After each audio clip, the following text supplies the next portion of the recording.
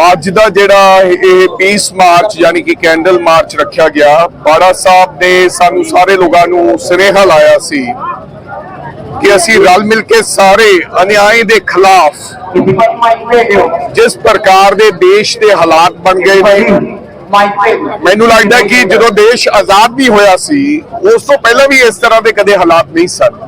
जो मणिपुर दे विच हिंसा हुई, बेशक वो क्रिश्चियन भरावां दे नाल हुई, लेकिन असी समझते कि साडा फर्ज बनता है वो उन्हां दीयां मावां भैणां नहीं सन, वो साडीआं मावां भैणां सन। सानू हमेशा साडे गुरुआं ने यही सिखाया कि जिथे भी किसी नाल अन्याय हुंदा है उत्थे असी अगे होके अन्याय के खिलाफ लड़ाई लड़नी है। और अज दा एक कैंडल मार्च असी बीजेपी वालियां नूं ये कहना चाहुंदे हां, खास करके देश के प्रधानमंत्री जी नूं, आदरणीय नरेंद्र मोदी जी नूं, कि किस प्रकार के हालात देश के बन गए ने। केवल कुर्सी के वास्ते तुसी मेरे देश नूं किस तरह तोड़ मरोड़ दिता, की बन गया मेरे देश का।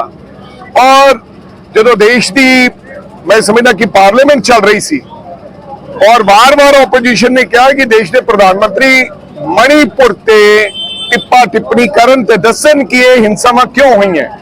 हालांकि अहिंसा हुई नूं कई महीने हो गए सन, कई दिन हो गए, लेकिन किसी प्रकार का कोई सरकार वालों उत्थे बीजेपी की सरकार है मणिपुर दे विच कोई कॉग्निजेंस नहीं लिया गया। और मानयोग सुप्रीम कोर्ट की जो उन्होंने इंटरवीन किया तद FIR दरिंदियां ते दर्ज हुई। मैनू लगता कि इस तरह के हालात इस देश के कदे भी नहीं सन।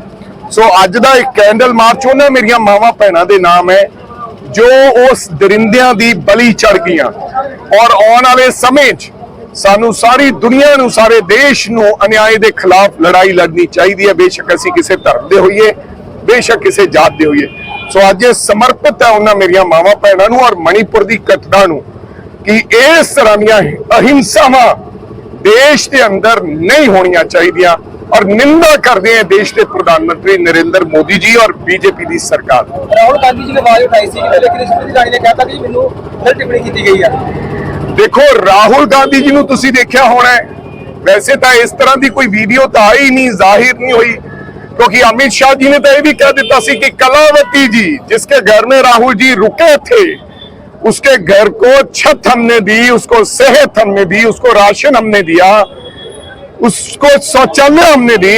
अगले दिन ही कलावती जी का बयान आ गया सी कि मैनू सब कुछ राहुल गांधी जी ने दिता है। स्मृति ईरानी जी पता नहीं क्यों फ्लाइंग किस केवल कोई किसी आपदे चहेते नूं नहीं करता, आपदे देश नूं भी फ्लाइंग किस करता है, आपदे प्यार करने वाले बुजुर्ग नूं भी फ्लाइंग किस करता है, आपदे मां प्यो नूं भी व्यक्ति फ्लाइंग किस करता है, आपदी भैन नूं भी, आपदे पुत धी नूं भी फ्लाइंग किस करता है। सो मैनू लगता कि इस तरह की टिप्पा टिप्पणी जो स्मृति ईरानी जी ने की है, ये तो थोड़ी सोच दर्शाती है कि किस प्रकार की गंदी सोच तुहाडे लोगों की है। फ्लाइंग किस तो मतलब ये नहीं है कि किसी ने फ्लाइंग किस, हालांकि मैं वो फ्लाइंग किस करदे देखा नहीं राहुल गांधी जी। लगता नहीं मुद्दे तो भटकाउण दे वास्ते 100% होर कोई गल ही नहीं है। अज मणिपुर का मुद्दा है, अज देश का मुद्दा है, देश के विच ओहदे ते चर्चा होनी चाहिए है। देश के लोग सोच रहे हैं कि देश का प्रधानमंत्री अजे तक मणिपुर विजिट नहीं करके आए।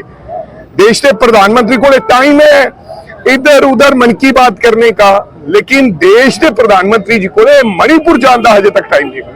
पंजाब सरकार की गल की जाए तो एक जलंधर दे विच फ्रेंडली वूमन ठेका खोल दिता गया, किस तरह देखते हैं? मैं समझदा कि बहुत मतभागी घटना। कल मैं इस चर्चा की सी, अज साडा धरना सी, उत्थे भी चर्चा की कि जे पंजाब दे विच गल ये नहीं, एक शर्म की गल हुंदी है। सो मैनू लगता कि जिस प्रकार इस तरह ओपन तुसी औरतां वास्ते वो ठेका खोला गया, हालांकि औरतां नूं साडीआं मावां भैणां नूं बराबर दे अधिकार ने, लेकिन पंजाब ने हमेशा एक दूजे की शर्म रखी है, वो अख की शर्म, धीआं भैणां साडी इज्जत की शर्म।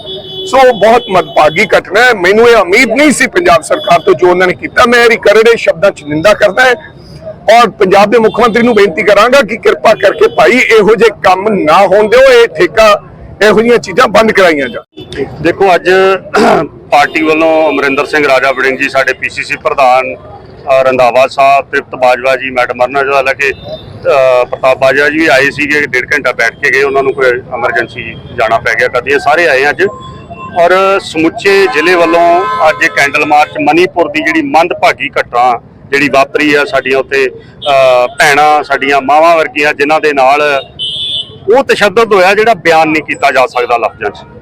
ਇਸ ਤਰੀਕੇ ਦੇ ਨਾਲ ਉੱਥੇ ਹੋਇਆ, ਅੱਜ ਦੀ ਸਦੀ ਦੇ ਵਿੱਚ ਇਹ ਐਕਸਪੈਕਟ ਨਹੀਂ ਕੀਤਾ ਜਾ ਸਕਦਾ ਕਿ ਇਹੋ ਜੀ ਮੰਦਭਾਗੀ ਘਟਨਾ ਸਾਡੇ ਹਿੰਦੁਸਤਾਨ ਦੇ ਕਿਸੇ ਸੂਬੇ ਦੇ ਵਿੱਚ ਹੋਈ ਆ, ਜਿਹਦੇ ਨਾਲ ਸਮੁੱਚੇ ਵਰਲਡ ਦੇ ਵਿੱਚ ਸਾਡੇ ਹਿੰਦੁਸਤਾਨ ਦਾ ਸਿਰ ਨੀਵਾਂ ਹੋਇਆ।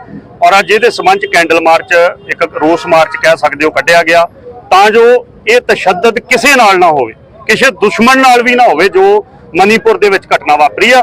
ਸੋ ਅੱਜ ਇਹ ਮਨ ਸੀਗਾ ਕਿ ਅਸੀਂ ਆਪ ਦਾ ਰੋਸ ਜ਼ਾਹਿਰ ਕਰਕੇ ਤੇ ਸੈਂਟਰ ਸਰਕਾਰ, ਪ੍ਰਾਈਮ ਮਿਨਿਸਟਰ ਮੋਦੀ ਸਾਹਿਬ ਦਾ ਸਾਰਿਆਂ ਦੀਆਂ ਅੱਖਾਂ ਖੋਲੀਏ, ਕਿਉਂਕਿ ਜਿਨ੍ਹਾਂ ਕੋਲ ਸਮਾਂ ਨਹੀਂ ਇਸ ਮੁੱਦੇ ਤੇ ਬੋਲਣ ਦਾ, ਜਿਨ੍ਹਾਂ ਨੇ ਇਸ ਗੱਲ ਨੂੰ ਸੁਹਿਰਦਾ ਦੇ ਨਾਲ ਨਹੀਂ ਲਿਆ ਔਰ ਪਾਰਲੀਮੈਂਟ ਦੇ ਹੱਸ-ਹੱਸ ਕੇ ਗੱਲਾਂ ਕਰਦੇ, ਉਸ ਪ੍ਰਾਈਮ ਮਿਨਿਸਟਰ ਸਾਹਿਬ ਦੇ ਅੱਜ ਸਮਾਨ 'ਚ ਅਸੀਂ ਇਹ ਕੱਢਿਆ ਕਿ ਉਹਨਾਂ ਨੂੰ ਸ਼ਾਇਦ ਇਹ ਪਤਾ ਲੱਗੇ ਕਿ ਇਹ ਰੋਸ ਸਿਰਫ ਮਨੀਪੁਰ ਦੀ ਉਸ ਸੜਕ ਜਾਂ ਗਲੀ ਦਾ ਨਹੀਂ, ਇਹ ਰੋਸ ਸਾਰੇ ਹਿੰਦੁਸਤਾਨ ਦੇ ਲੋਕਾਂ ਨੂੰ ਆ, ਜਿਨ੍ਹਾਂ ਨੇ ਉਹ ਸੀਨ ਅੱਖਾਂ ਦੇ ਸਾਹਮਣੇ ਜਿਨ੍ਹਾਂ ਦੇ ਆਉਂਦਾ ਕਿ ਸਾਡੀਆਂ ਮਾਵਾਂ, ਸਾਡੀਆਂ ਭੈਣਾਂ ਉਹ ਵੀ ਨੇ ਜਿਨ੍ਹਾਂ ਦੇ ਨਾਲ ਇਸ ਤਰੀਕੇ ਦੇ ਨਾਲ ਮੈਂ ਮਤਲਬ ਗੁਰੇਜ਼ ਕਰਦਾ ਕਿ ਉਹਨਾਂ ਨੇ ਮਤਲਬ ਜੋ ਹੋਇਆ ਉਹਨਾਂ ਦੇ ਨਾਲ। ਸੋ ਅੱਜ ਬੜੀ ਦੁੱਖ ਦੀ ਗੱਲ ਆ ਕਿ ਇਸ ਸਦੀ ਦੇ ਵਿੱਚ ਵੀ ਸਾਨੂੰ ਇਸ ਚੀਜ਼ਾਂ ਦੇ ਖਿਲਾਫ ਧਰਨੇ ਦੇਣੇ ਪੈ ਰਹੇ ਆ, ਇਸ ਚੀਜ਼ਾਂ ਦੇ ਖਿਲਾਫ ਕੈਂਡਲ ਮਾਰਚ ਕੱਢਣੇ ਪੈ ਰਹੇ ਆ।